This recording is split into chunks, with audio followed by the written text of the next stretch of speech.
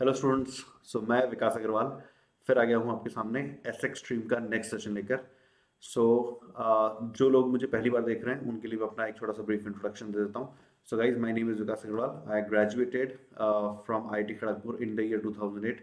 I did BTech in aerospace engineering, and right after my graduation I started teaching for JEE. I started my career with FitG, then I joined Career Point, then I joined Bansal classes, then I joined Resonance, and finally I've now joined Vedantu. I've been working with Vedantu for the past 3 years.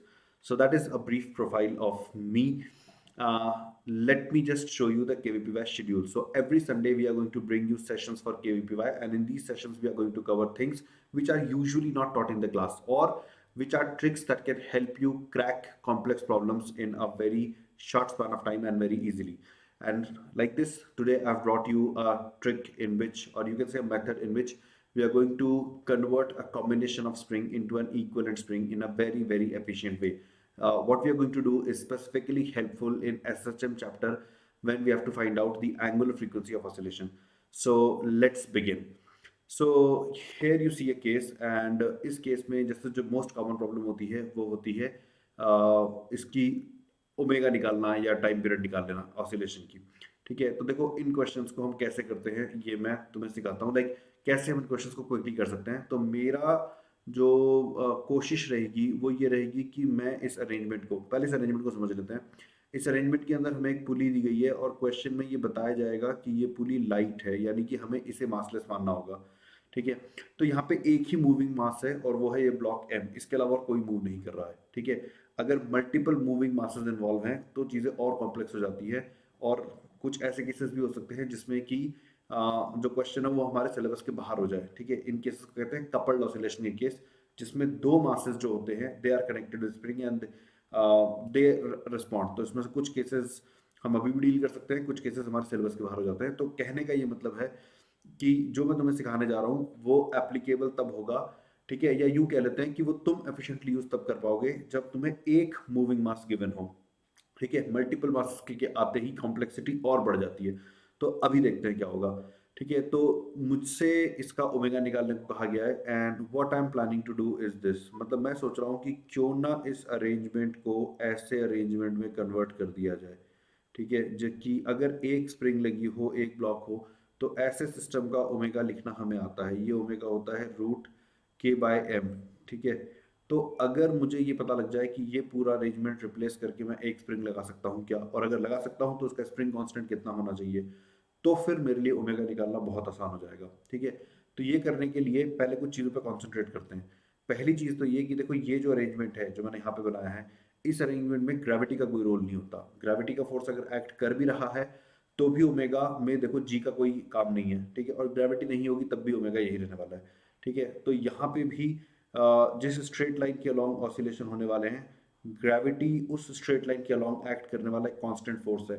ऐसे forces, ठीक है, कैसे forces, ऐसे forces जो oscillation के along लगते हैं और वो डायरेक्शन और मैग्नीट्यूड वाइज कांस्टेंट होते हैं, या यूं कह लो कि फोर्सेस जिनका ऑसिलेशन की डायरेक्शन के अलॉन्ग कंपोनेंट कांस्टेंट होता है। ठीक है, मैग्नीट्यूड में भी और डायरेक्शन में भी। ऐसे फोर्सेस ओमेगा को अफेक्ट नहीं करते, तो ग्रेविटी कोई रोल प्ले नहीं करने वाला। पहली चीज हम ये समझ लेते हैं। ठीक है, अब हम आते हैं असली एजेंडा पे। एजेंडा ये है कि हम कैसे इस सिस्टम को इसमें कन्वर्ट करें। तो मैं क्या आर्ग्यूमेंट्स देने वाला हूँ, मेरे आर्ग्यूमेंट्स ये रहेंगे कि ये ब्लॉक जो है, ये ब्लॉक कुछ फोर्स एक्सपीरियंस कर रहा होगा टी। ठीक है, अगर ये दोनों सिस्टम इक्विवेलेंट है तो ब्लॉक को तो कोई अंतर पता लगना नहीं चाहिए, ब्लॉक के लिए सब कुछ सेम होना चाहिए। तो यहाँ पे भी जो ब्लॉक है ये सेम फोर्स एक्सपीरियंस कर रहा होगा। ठीक है, तो ये मेरा फर्स्ट पॉइंट है, फर्स्ट पॉइंट टू नोट। ठीक है, जो तुम्हें याद रखना है फर्स्ट पॉइंट वो ये है that block should experience same force in both the arrangement। ठीक है, block should experience same force. ठीक है, सेम का क्या मतलब हो गया कि तुमने एक तो गिवन सिस्टम बना रखा है और एक तुमने इमेजिन कर रखा है इक्विवेलेंट सिस्टम, दोनों के अंदर ब्लॉक वाला फोर्स सेम मानना। तो इधर भी टी मान लिया, इधर भी टी मान लिया। ठीक है, तो पहला की पॉइंट ये है। दूसरा की पॉइंट है कि हम एनर्जी स्टोर्ड इन स्प्रिंग को कैसे लिखते हैं। जो एनर्जी स्टोर्ड इन स्प्रिंग है वो हाफ के एक्स स्क्वायर। ऑब्वियसली जैसे ही मैंने एनर्जी स्टोर्ड इन स्प्रिंग कहा, तुम सभी के माइंड में यही फॉर्मूला आया होगा। I can almost be 99% sure कि तुमने यही सोचा होगा। ठीक है, लेकिन इसी फॉर्मूले को लिखने का एक तरीका और है, इसको हम ऐसे भी लिख सकते हैं kx² by 2k, ठीक है, और kx होता है स्प्रिंग ने जो फोर्स लगा रखा है वो, तो इसको हम लिख सकते हैं F² by 2k। मतलब कि एक बहुत ही इंटरेस्टिंग बात, मतलब देखो देखने में बहुत सिंपल है और ये ऐसा नहीं है कि तुम लोगों के लिए नया होगा, तुम लोगों ने इसको देखा भी होगा, ठीक है, शायद कुछ जगह यूज भी किया होगा। आज मैं तुम्हें इसका एफिशिएंट यूज करना सिखाऊंगा। हम एनर्जी ऑफ स्प्रिंग को F² by 2k भी लिख सकते हैं, वेरी इंपॉर्टेंट फैक्टर, ठीक है। तो I am going to make use of this, ठीक है। तो अब मैं जैसे आगे की बात करता हूँ, तो इस यहाँ पे ब्लॉक के ऊपर टी फोर्स लग रहा है, तो यहाँ पे भी टी लगेगा। अब देखो अगर इस स्ट्रिंग के अंदर टी फोर्स है, ठीक है, तो यहाँ पे भी टी फोर्स लगेगा, यहाँ पे भी टी फोर्स लगेगा।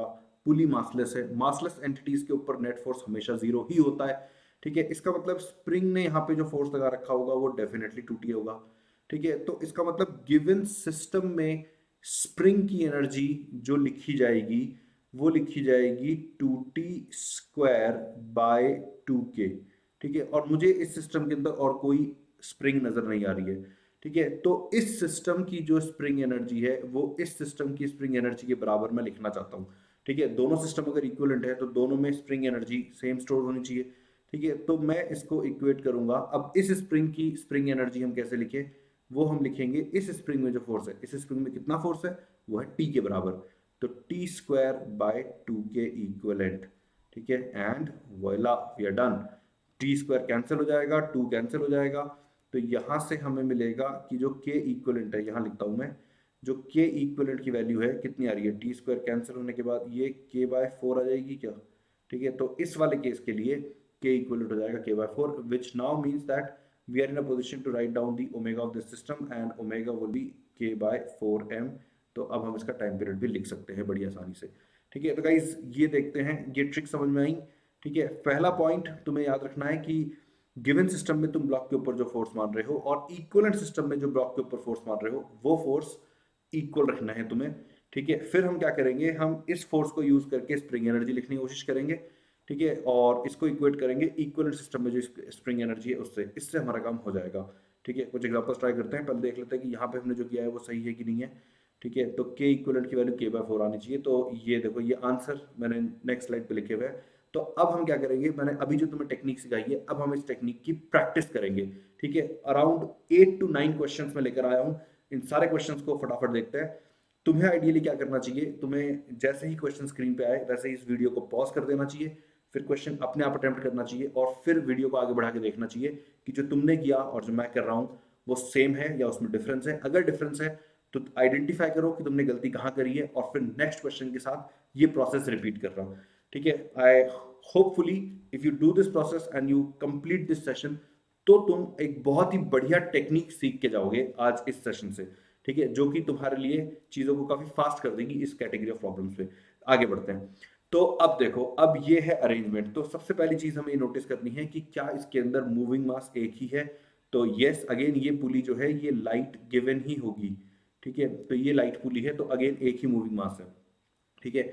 मैं इस मास को इस सिस्टम को इससे रिप्लेस करना चाहता हूं, ठीक है। तो मैं क्या करूंगा, मैं अज्यूम कर लूंगा कि इस ब्लॉक के ऊपर टी फोर्स लग रहा है और इसके ऊपर भी टी फोर्स लग रहा है। अब अगर इस ब्लॉक के ऊपर टी फोर्स लग रहा है, ठीक है, तो यहाँ पे टी फोर्स आ जाएगा, यहाँ पे टी फोर्स आ जाएगा, यानी कि ये वाली स्प्रिंग जो फोर्स लगाएगी वो लगाएगी 2t। देखो गाइस केयरफुली देखो, मैं ऐसा कुछ भी नहीं कर रहा हूँ जो कि कुछ अनप्रडिक्टेबल सा हो या जो मैंने पिछले क्वेश्चन में ना किया हो, ठीक है। तो मुझे ये पता लग गया कि फर्स्ट स्प्रिंग जो फोर्स लगा रही है वो है 2t, ठीक है। अब आते हैं सेकंड स्प्रिंग के ऊपर। तो सेकंड स्प्रिंग जो फोर्स लगा रही है वो तो अभी भी टी ही है, ठीक है, तो कोई बात नहीं है। तो फर्स्ट स्प्रिंग के अंदर जो एनर्जी स्टोर होगी उसको हम लिखेंगे 2t² by 2k1। नोटिस करो 2t² by 2k1, ठीक है। इसी तरह से सेकंड स्प्रिंग के अंदर जो एनर्जी स्टोर होगी उसको हम लिखेंगे t²by 2k2, ठीक है। और इक्विवेलेंट स्प्रिंग के अंदर जो एनर्जी स्टोर होगी उसको हम लिखेंगे t²by 2 × k इक्विवेलेंट,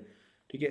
t² हर जगह से कट जाएगा, k भी हर जगह से कट जाएगा, तो हमको मिलेगा 4/k1 plus 1/k2 is equals to 1/k equivalent, ठीक है। तो आई होप इसके आगे तो तुम तो अपने आप सॉल्व कर ही लोगे, मतलब आई गया जो हमें चाहिए था। हमें के इक्विवेलेंट चाहिए था k1 और k2 की टर्म्स में, इसको सॉल्व करेंगे k इक्विवेलेंट आ जाएगा।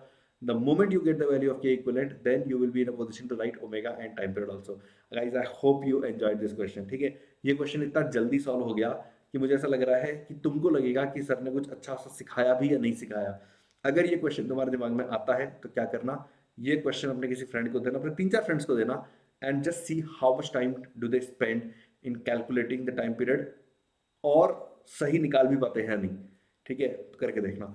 चलो अब हम चलते हैं, चेक कर लेते हैं कि जो मैंने आंसर निकाला वो सही है कि नहीं। तो 4/k1 plus 1/k2 and we are getting the same thing. Alright, so ये हो गया। अब हम ट्राई करते हैं तीसरा। रिमाइंडिंग यू, क्वेश्चन देख के वीडियो पॉज करना, खुद सॉल्व करना एंड देन प्रोसीड। ठीक है, तो अब ये हमारे सामने again there are 2 light pulleys. Spring किस तरह से कनेक्टेड है ये तुम्हें दिखाई दे रहा है। ब्लॉक का मास है m। ठीक है, हमारा इंटेंशन है इस पूरे अरेंजमेंट को रिप्लेस करके एक सिंगल स्प्रिंग बना देना।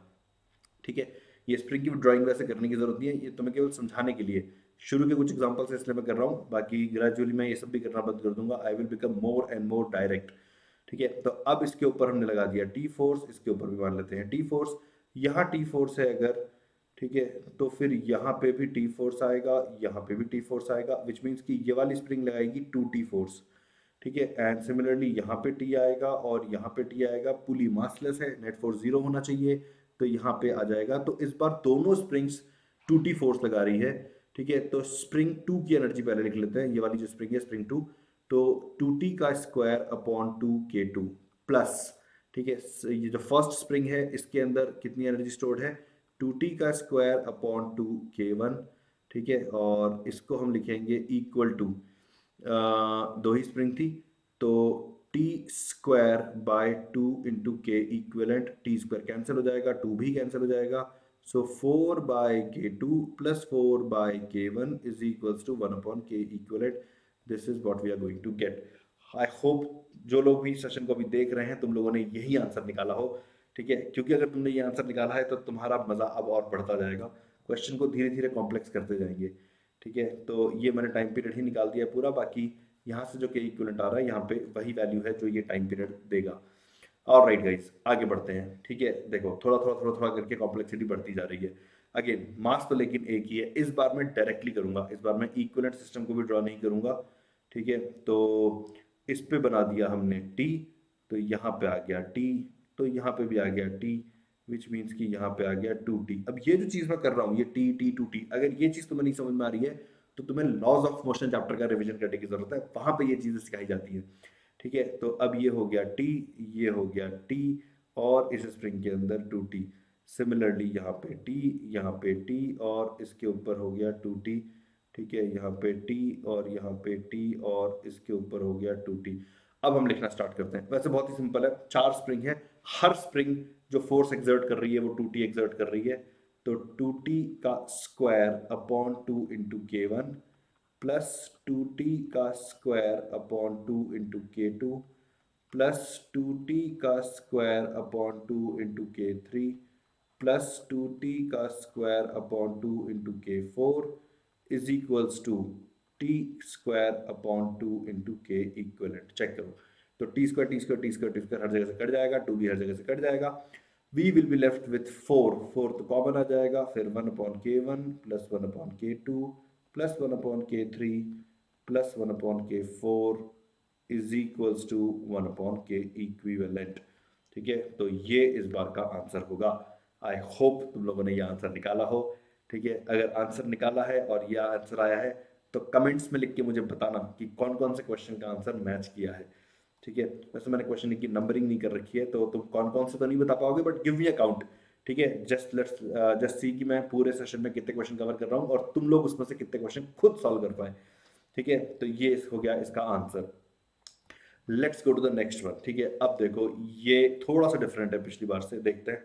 तो इस बार ब्लॉक के ऊपर टी फोर्स है अगर, तो यहाँ पे टी फोर्स होगा, तो इस बार स्ट्रिंग t/2 फोर्स एक्सर्ट करेगी, और अगर स्ट्रिंग t/2 एक्सर्ट करेगी तो ये स्प्रिंग भी t/2 एक्सर्ट करेगी।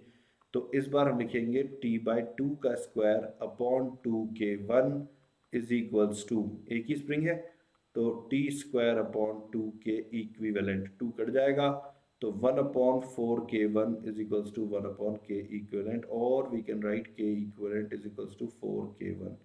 ठीक है, देख लो गाइज ये तुमने सही निकाला है कि नहीं निकाला है। ठीक है, अब आते हैं सिमिलर क्वेश्चन। ठीक है, थोड़ा सा लाइक पिछली बार क्या था, एक स्प्रिंग थी, अब दूसरी तरफ भी स्प्रिंग लगा दी है। ठीक है, again guys, ideally you should pause the video at this point of time and then you should see whether you are able to solve this question by yourself और नॉट। तो इधर लग जाएगा t, तो इधर हो जाएगा t/2, तो इधर हो जाएगा t/2। ठीक है, तो बस अब हम लिखेंगे t/2 का square upon 2k1 plus t/2 का square upon 2k2 is equals to T square by 2k equivalent. ठीक है, बाय नाउ आई थिंक तुम लोगों को कॉन्फिडेंस आ चुका होगा और अब तुम्हें लग रहा होगा कि सर इतनी प्रैक्टिस क्यों करा रहे हैं। तो हाँ गाइस, तुम चाहो तो वीडियो को थोड़ा आगे बढ़ा सकते हो। आगे जाके मैं इसी वीडियो में एक हैवी स्प्रिंग की बात करूंगा। अगेन दिस इज समथिंग जो कि ज्यादातर जगहों पर डिस्कस नहीं किया जाता, कि एक ऐसी स्प्रिंग जिसमें मास है उसका क्या करना है, अगर उसको हम ऑसिलेशन में यूज करेंगे तो क्या करना है।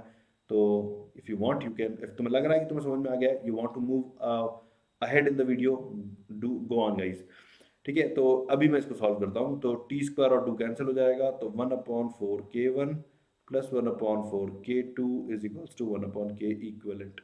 ऑलराइट, राइट, ठीक है। ठीक है, अब ये थोड़ा सा और कॉम्प्लिकेटेड केस, ठीक है, ये वाला करके दिखाओ गाइस, ये ठीक है, इसको अगर ये सही कर लेते हो तो you can give a PAT on your back from my side, मेरी तरफ से अपनी पीठ थपथपा लेना। चलो देखते हैं। तो यहाँ पे टी, ठीक है, तो यहाँ पे टी, तो यहाँ पे t/2 और यहाँ पे t/2, तो ये स्प्रिंग जो फोर्स एक्सर्ट कर रही है, ठीक है, ये हो जाएगा t/2। और यहाँ पे t/2, तो यहाँ पे t/4 और यहाँ पे t/4, तो ये दोनों स्प्रिंग जो फोर्स लगा रही है वो हो गया t/4। सो t/4 का square upon 2k1 plus t/4 का स्क्वायर अपॉन 2k2, दो स्प्रिंग हो गई, थर्ड का लिखते हैं। तो t/2 का square upon 2k3 is equals to T square by 2k equivalent. ठीक है, तो ये 2 कटेगा। अब तुम लोगों ने नोटिस कर भी लिया होगा कि अगर तुम इस 2 को इग्नोर करना भी स्टार्ट कर दो, लाइक इसको लिखो भी ना तो भी कोई फर्क नहीं पड़ रहा। ठीक है, तो ये हो जाएगा 1/, ये 4 का स्क्वायर होगा। ठीक है, तो ये होगा 1/16k1 plus 1/16k2 plus 1/4k3 is equals to 1/k equivalent. So this is what you are going to get. ठीक है, and I bet, I guarantee guys, तुम इस क्वेश्चन को किसी और तरीके से करने की कोशिश करो, ठीक है, बहुत दिक्कत होगी। ठीक है, मतलब जैसे कि कहा जाता है हिंदी में जो मुहावरा है कि नानी याद आ जाएगी। ठीक है, बड़ा मुश्किल होता है। ठीक है, बट ये कितना सिंपल है, अब देखो। ठीक है, चलो, ठीक है, ये केस गाइस, ये बहुत इंपॉर्टेंट केस है, मतलब कि यहाँ पे क्योंकि पिछले जितने भी क्वेश्चंस में जो नहीं हुआ वो इस क्वेश्चन के अंदर होगा। क्या होगा देखते हैं। हम ब्लॉक पे फोर्स कितना माने, जनरली हम कहते हैं कि आप ये एक ब्लॉक है, इसको हमने एक सिंगल स्प्रिंग से कनेक्ट कर दिया, बहुत अच्छी बात है। यहाँ पे मुझे ब्लॉक दो जगह से, दो स्ट्रिंग से कनेक्टेड दिखाई दे रहा है। अब मैं क्या करूँ, देखना गाइस, ये केयरफुली देखना, ये इंपॉर्टेंट है। हम एक काम करते हैं, हम इस स्ट्रिंग के अंदर टी टेंशन मान लेते हैं। अगर इसमें टी है तो ये वाली स्प्रिंग तो टी फोर्स लगा रही है, तो यहाँ पे भी स्ट्रिंग के अंदर टी टेंशन आ जाएगी। तो ये भी टी हो गया, तो ये भी टी फोर्स लगा रही है, तो यहाँ पे भी टी आ गया, तो यहाँ पे भी टी आ गया, तो यहाँ पे 2t आ गया, तो यहाँ पे ब्लॉक पे 2t फोर्स लग रहा है। और टेंशन तो सारी स्प्रिंग्स के अंदर ही टी आया, तो फिर कहाँ प्रॉब्लम है? तो अगर टेंशन सारी स्प्रिंग्स में टी आया तो प्रॉब्लम ही क्या है? फिर तो हमें टी स्क्वायर बाय 2k1 कर देना चाहिए, टी स्क्वायर बाय 2k2 कर देना चाहिए, और टी स्क्वायर बाय 2k3 कर देना चाहिए, और लिख देना चाहिए इतनी देर से जो करते आ रहे हैं। ठीक है, अगर तुमने ये किया है तो ये गलत है गाइस। ठीक है, अब गलती क्या है मैं वो बताता हूँ। यहाँ पे गलती देखो क्या है, ये और ये, इनका जो सम है वो यहाँ पे हमें लिखना चाहिए टी प्राइम। देखो यार आगे समझ में, यहाँ पे टी प्राइम आएगा। ठीक है, तो इस ब्लॉक के ऊपर जो फोर्स लग रहा है वो एक्चुअली 3t लग रहा है, नोटिस करो। ठीक है, मतलब कि यहाँ पे अगर अब टोटल अपवर्ड फोर्स है तो वो 3t के बराबर है। तो यहाँ पे हमें 3t, यानी कि ये t यूज नहीं करना चाहिए हमें, दिस इज नॉट करेक्ट।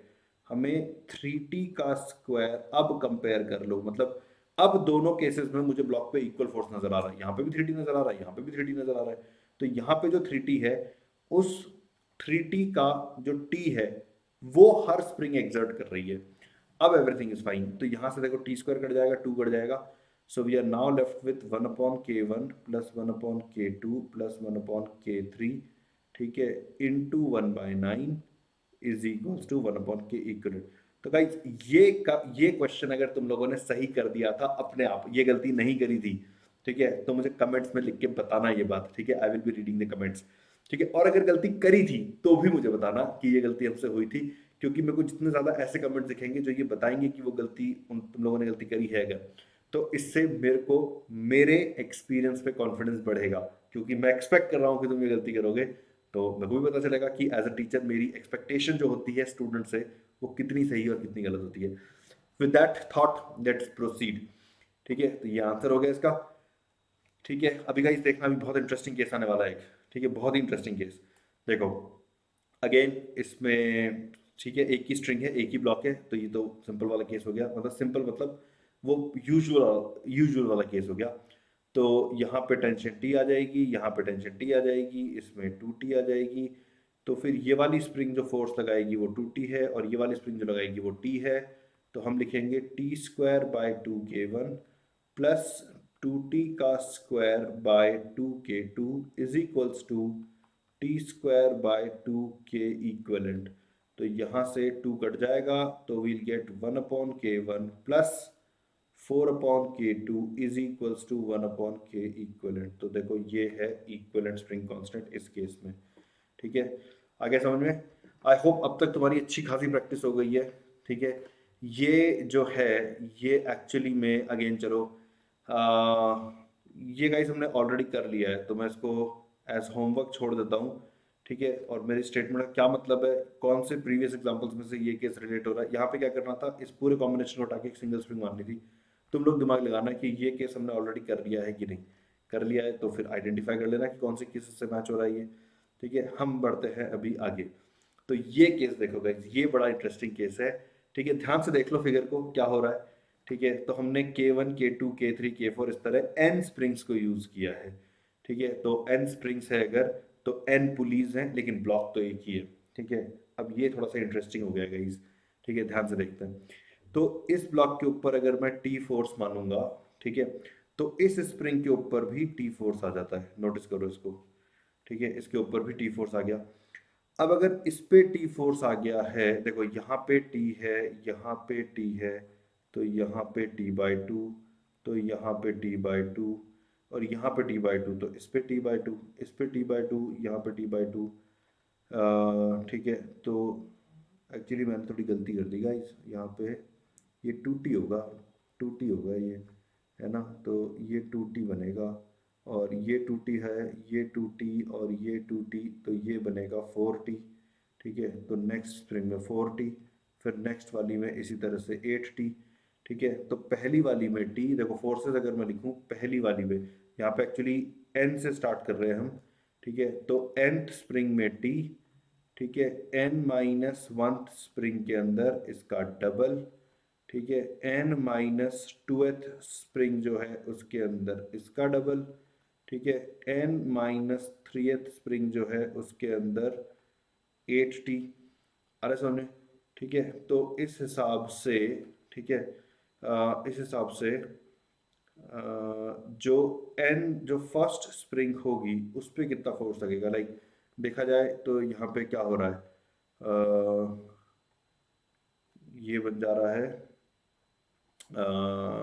ये 2t हो गया था, 2⁻1, 2⁻2, 2⁻3, ठीक है।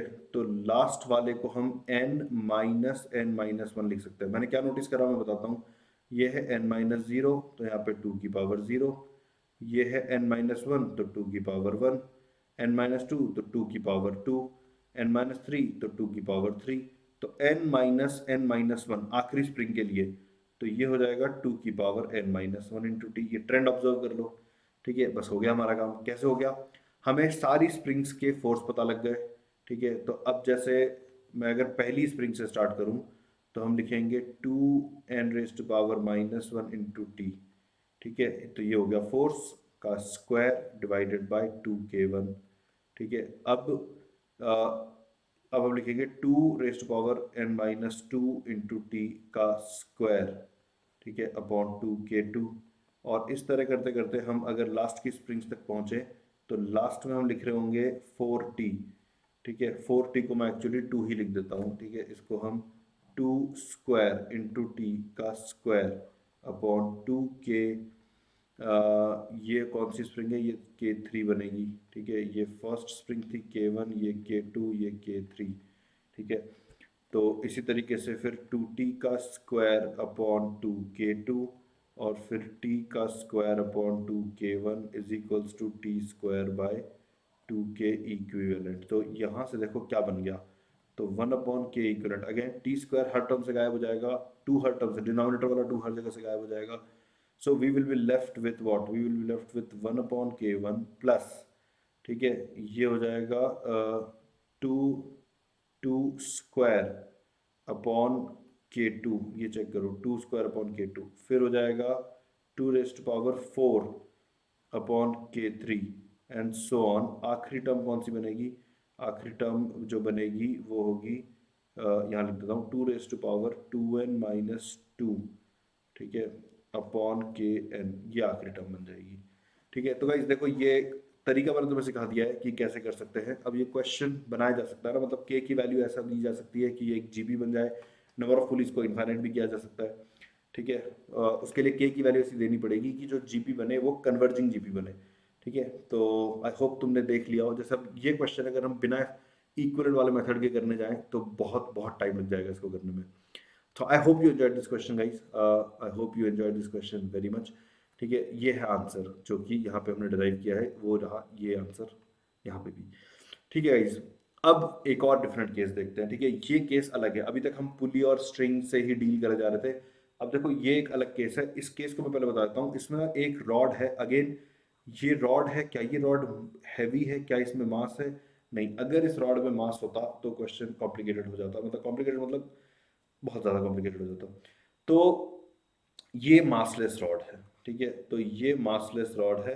इस मासलेस रॉड से देखो दो स्प्रिंग्स कनेक्टेड है, एक स्प्रिंग इस एंड से सी डिस्टेंस पे है और एक स्प्रिंग इस एंड से सी प्लस बी डिस्टेंस पे है। ये एक ब्लॉक है एम मास का, फ्रिक्शनलेस सरफेस पे रखा होगा, सराउंडिंग में एयर को इग्नोर कर देते हैं। ठीक है, तो हमसे कहा जाएगा कि भाई इसका ओमेगा निकालो या टाइम पीरियड निकालो। अब इसको मैं कैसे मानूंगा, मैं कहूँगा कि चलो ऐसा मान लेते हैं कि ये ब्लॉक एक स्प्रिंग से जुड़ा है। ठीक है, सच दैट कि इस पे जो फोर्स लग रहा है दोनों केस में वो इक्वल है। ठीक है, तो यानी कि ये जो स्प्रिंग है ये टी फोर्स लगा रही है। अब देखो इस रॉड का क्या रोल है, या रॉड को मासलेस क्यों दिया गया है? देखो मासलेस एंटिटीज पे नेट फोर्स और नेट टॉर्क हमेशा जीरो होने चाहिए। तो अगर इस मासलेस रॉड पे यहाँ से लग गया टी फोर्स, तो यहाँ से जो फोर्स लगेगा, जो कि ये फर्स्ट स्प्रिंग लगाएगी, उसको मैं टी प्राइम कह देता हूँ। तो ये नेसेसरी है कि इस टी का इस पॉइंट के अबाउट जो टॉर्क बने, यानी कि टी इंटू बी प्लस सी, इस टी प्राइम का उतना ही टॉर्क उल्टी डायरेक्शन में बने, तो वो बनेगा टी प्राइम इंटू सी। तो यहाँ से टी प्राइम की वैल्यू पता लग गई, ये है B plus C upon C into T. Now we are in a position to write energy of both the springs. तो K2 स्प्रिंग की एनर्जी को हम लिखेंगे टी स्क्वायर अपॉन 2K2। ठीक है, ये हो जाएगा टी स्क्वायर अपॉन 2K2, और ये देखो ये मजा आया, ये हो जाएगा B plus C upon C into T, this entire thing का square upon 2K1 is equals to T square upon 2K equivalent. ठीक है, तो टी स्क्वायर कट जाएगा, 2 कट जाएगा, तो बचेगा 1 upon K2 plus B plus C whole square by C square into K1। ठीक है, देख लो भाई मैं कोई कैलकुलेशन मिस्टेक तो नहीं कर रहा हूँ, ऐसा लग तो नहीं रहा है। इक्वल टू 1 अपॉन के इक्वलेंट, तो ये आ जाएगी के इक्वलेंट की वैल्यू। देखो अब तुम सोच के देखो कि ये क्वेश्चन तुम कैसे करते, मतलब ये जो टेक्निक मैं बता रहा हूँ इसके बिना इस क्वेश्चन को करते तो तुम क्या क्या कर रहे होते, सोच लो। और अभी देखो हमने कितना सिंपली इस क्वेश्चन को कर दिया है। ठीक है, तो गाइज आई होप तुमको ये टेक्निक पसंद आ रही है, तुमको ये क्वेश्चंस बढ़िया लग रहे हैं, और मोस्ट इंपॉर्टेंटली आई होप कि ये तुम खुद कर पा रहे हो। ठीक है, डू लेट मी नो कि अगर तुम कर पा रहे थे या नहीं, because that will give me a feedback and that will help me to prepare my other sessions, my upcoming sessions in a better manner. मैं एक्सपेक्ट कर रहा हूँ कि ये वीडियो देख के तुम लोग खुद क्वेश्चंस कर पा रहे होगे। टाइम एंड अगेन तुम वीडियो को पॉज कर रहे हो, क्वेश्चंस को अटेम्प्ट कर रहे हो, and hopefully you are getting the right answers. This is what I am hoping for. ठीक है, तो ये टाइम पीरियड लिख दिया है, अगेन इसको यूज करके टाइम पीरियड निकालोगे, यही आ जाएगा। ऑलराइट गाइस, अब हम आते हैं केस ऑफ हैवी स्प्रिंग पे। ठीक है, तो ये क्या है, मैं किस तरह की केस की बात कर रहा हूँ।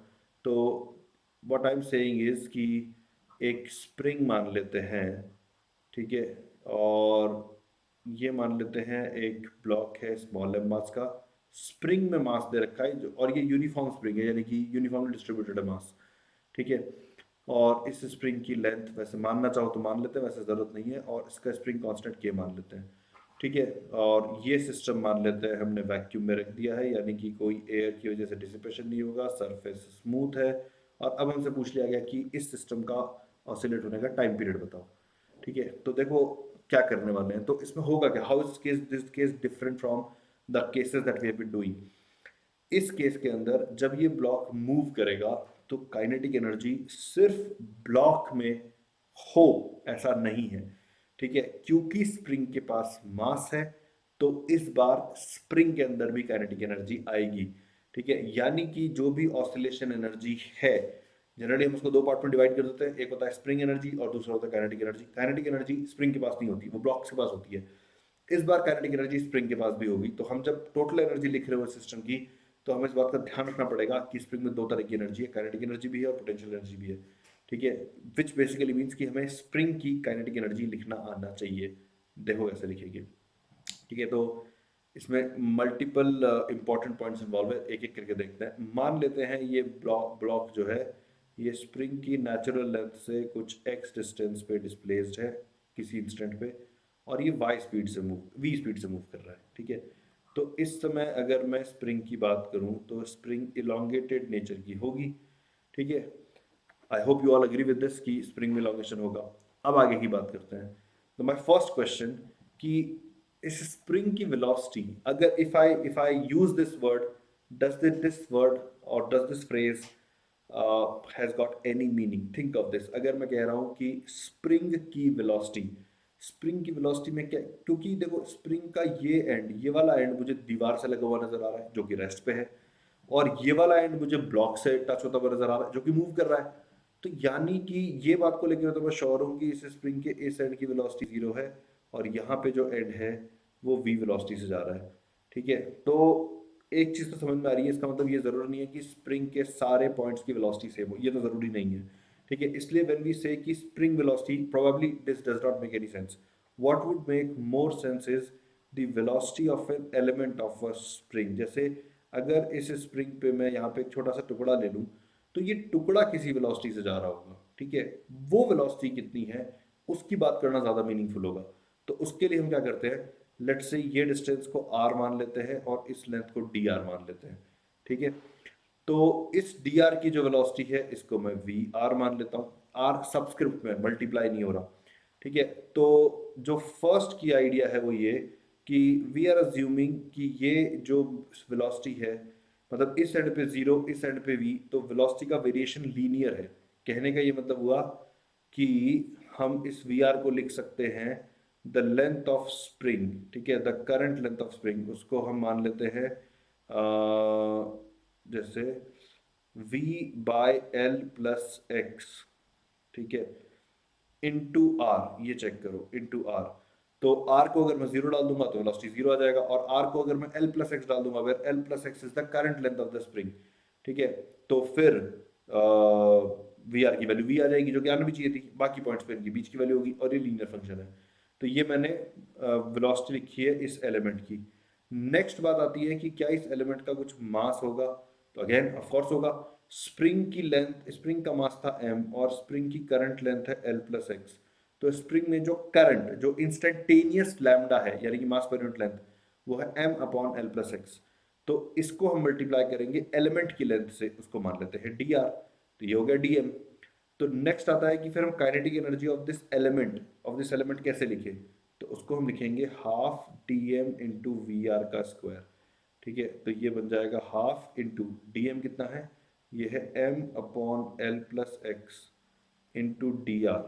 ठीक है, ये मैंने dm लिखा है, वी आर का स्क्वायर हो जाएगा V square R square upon L plus X का स्क्वायर। तो ये हमने डी की वैल्यू लिख दी। ठीक है, तो ये डी की वैल्यू कितनी बन रही है, ये बन रही है m V square R square D R upon 2l+x³ ठीक है, तो इसको मैं यहाँ पे कर लेता हूँ। ठीक है, तो डी के की वैल्यू पर फिर लिख देता हूँ, ये आ रही थी mv² r² dr divided by 2 × l+x³। अब अगर मुझे काइनेटिक एनर्जी निकालनी है पूरी स्ट्रिंग की, तो मुझे इस डी को इंटीग्रेट कर देना चाहिए, यानी कि m बाहर आ जाएगा इंटीग्रल के, v² बाहर आ जाएगा। v² बाहर क्यों हो जाएगा? स्पीड चेंज नहीं हो रही क्या? अरे स्पीड चेंज हो रही है विथ पैसेज ऑफ टाइम। इस इंस्टेंट पर हमने फोटो खींच ली है, अब हम इस इंस्टेंट की बात कर रहे हैं। इस इंस्टेंट पर अलग अलग एलिमेंट की जो काइनेटिक एनर्जी हमें उसका सम करना है। ठीक है, तो हमें सेम टाइम पर अलग अलग एलिमेंट्स की एनर्जी लिख के ऐड कर देनी है, तो टाइम नहीं बदला ना, हम जो कैलकुलेशन करना चाह रहे हैं उसमें टाइम नहीं बदला है, तो यानी कि v भी नहीं बदली है, तो v कांस्टेंट है, बाहर चली जाएगी। ठीक है, तो फिर वेरिएबल क्या है? वेरिएबल है r। हम एलिमेंट बदलेंगे तो r बदलेगा, तो r² dr का इंटीग्रल हो जाएगा r³/3, और r की वैल्यू कहाँ से कहाँ तक चेंज होगी? तो r की वैल्यू हमें इस एंड से लेके इस एंड तक चेंज करनी चाहिए, यानी कि 0 से लेके l+x तक चेंज करनी चाहिए। ठीक है, तो ये हो जाएगा mv²/2l+x³ इंटू l+x³ -0³/3। ठीक है, which basically becomes mv²/2 into 3, or we can write it as half into m/3 into v²। तो गाइस देखो, निष्कर्ष ये है कि स्प्रिंग की एनर्जी होगी इतनी। ठीक है, स्प्रिंग की एनर्जी होगी इतनी, जिसका ये मतलब हुआ कि हम अगर ये मान लें, ठीक है, कि स्प्रिंग में जो इफेक्टिव मास है वो m/3, मतलब कहने का क्या मतलब हुआ कि हैवी स्प्रिंग की जगह मैं मान लेता हूं कि मेरे ब्लॉक का मास ये था, क्योंकि अगर ये ब्लॉक v स्पीड से, मतलब इस ब्लॉक का मास हम m/3 से बढ़ा दें, ठीक है, तो ब्लॉक की खुद की काइनेटिक एनर्जी हम जो भी लिखते हैं वो हम लिखते हैं mv²/2। अब एक एडिशनल काइनेटिक एनर्जी ये भी आ जाएगी, ठीक है, which will take care, so everything will be fine. So basically जो गिवन सिस्टम है, ठीक है, जो गिवन सिस्टम है उसे हम रिप्लेस कर देंगे एक लाइट स्प्रिंग से। ठीक है, जैसी स्प्रिंग हम जनरली मानते हैं उससे। ठीक है, लेकिन हम ब्लॉक का मास जो है वो m+m/3 कर देंगे ऐसे केसेस में। कैसे केसेस में? जिसमें कि स्प्रिंग में भी मास दिया जाए। Alright, guys. So with that, we come to the close of today's session. But there are some few important points that I want to tell you. Also, stay here, guys. Don't leave right now. Finish this video. ठीक है? I hope you enjoyed this. I hope you learned something. And if that did happen, then let me know by writing in the comments. ठीक है? And अगर तुम्हें अच्छा लगा जो भी तुमने सीखा, तो obviously वीडियो को like, share और subscribe तो कर ही देना, चैनल को सब्सक्राइब कर देना। ठीक है, तो गाइज एक चीज मैं तुमसे बात करना चाहता हूँ वेदांतु एकलव्य के बारे में। ये क्या है, ये सारी डिटेल अभी नहीं बता रहा हूँ, बस गूगल कर लेना इसको। अगर तुमने आज तक ये सब शब्द नहीं सुने हैं, तो बस आधा घंटा स्पेंड करना इन्वेस्टिगेट करने में, डेडिकेटेडली सिर्फ ये इन्वेस्टिगेट करना कि वेदांतु एकलव्य क्या है। ठीक है, मोस्ट प्रोबेबली तुम्हारे लिए लाइफ डिफाइनिंग मोमेंट हो सकता है।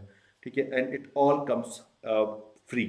ठीक है, तो एकलव्य इज फ्री। एकलव्य के टीचर्स से पढ़ने के लिए जो लॉन्ग टर्म बैचेस होते हैं, यानी कि जो ईयरली बैचेस होते हैं, उसमें सिर्फ 1100 जेई में सिर्फ 1100 के अंदर तुमको एनरोल कर लिया जाता है।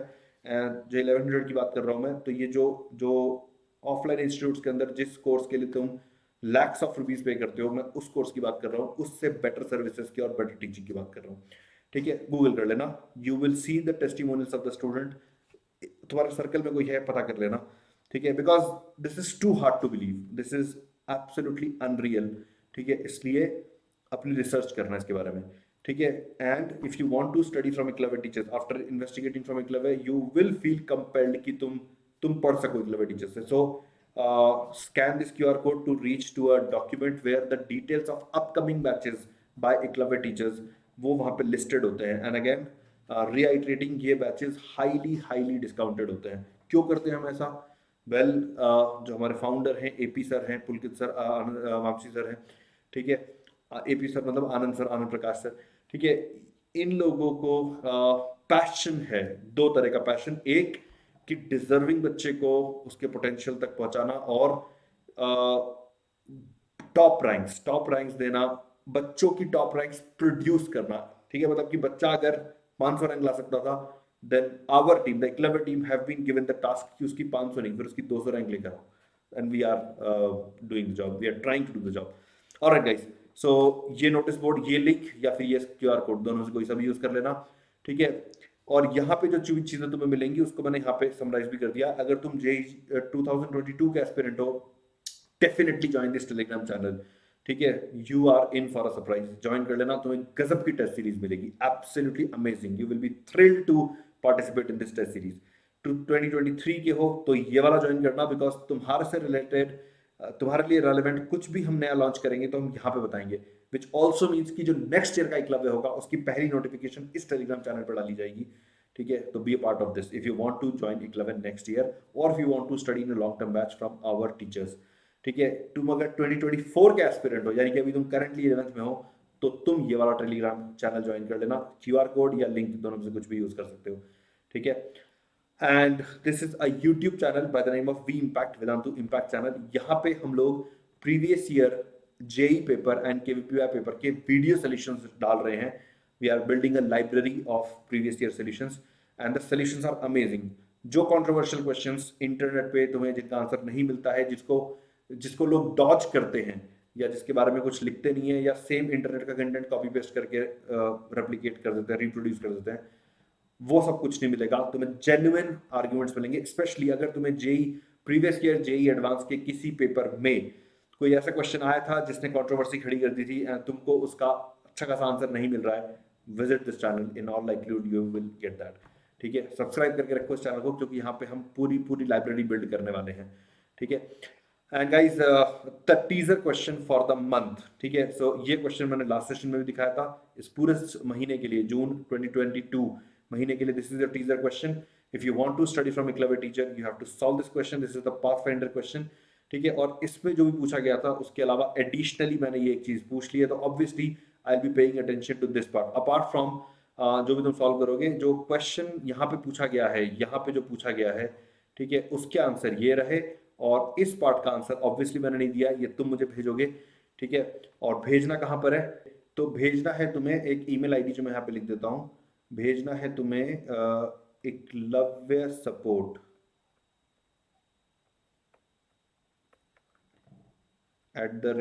@vedantu, ठीक है, vedantu.com पे, इस ईमेल आईडी पर भेजो, ठीक है। And if we like your solution, we will get in touch with you. Do not forget to mention your phone number and your email ID. Alright guys, with that I will bid you bye bye for now. I will come back next week with another session. Hopefully you will enjoy that session too. Bye guys, take care.